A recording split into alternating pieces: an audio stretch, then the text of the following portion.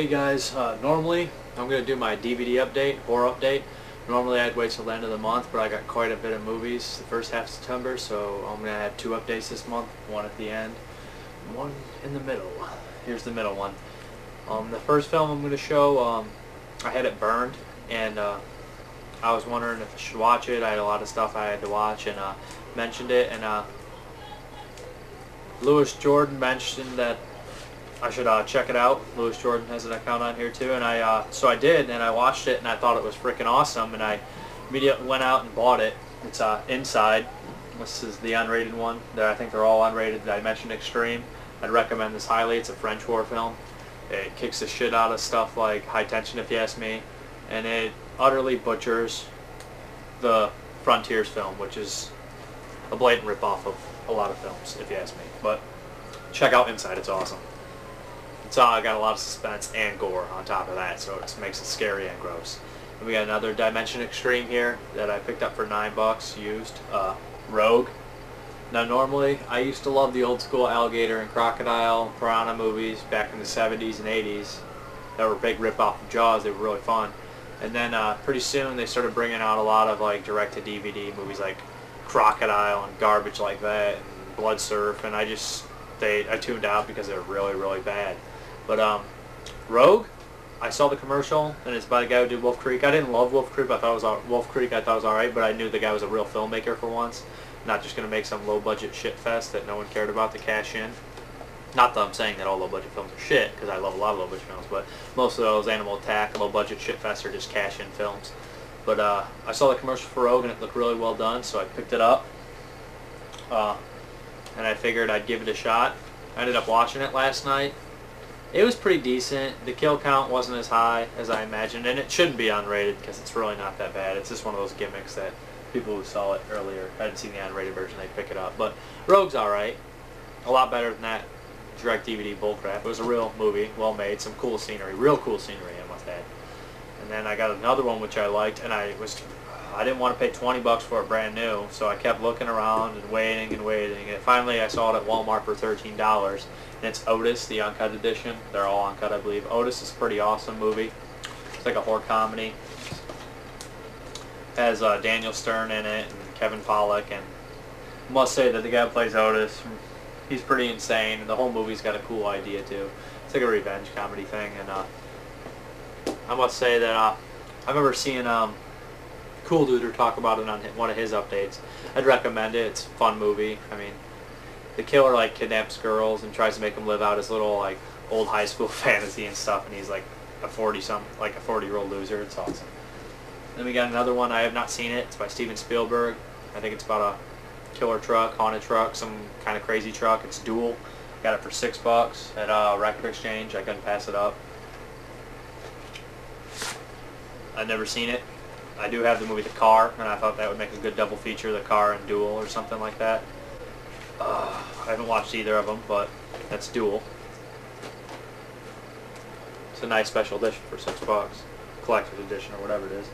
And then I could not pass this up. My friend caught it. I've always wanted this edition. I had a really shitty version of this movie, and I was like, man, I wish I would have picked up the Dark Sky movie and just waited. This is the 2-disc Steelbook of the Texas Chainsaw Massacre. I paid $13 for it, used. I know I probably should have just bought it brand new, but I couldn't help it.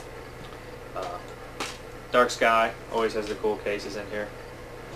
It's a shame they never stay in though. So there it is. Awesome movie. Steelbook's real nice. I'd recommend this one to anyone. It's a cult classic. Maybe a tad overrated. It's still an awesome movie though, and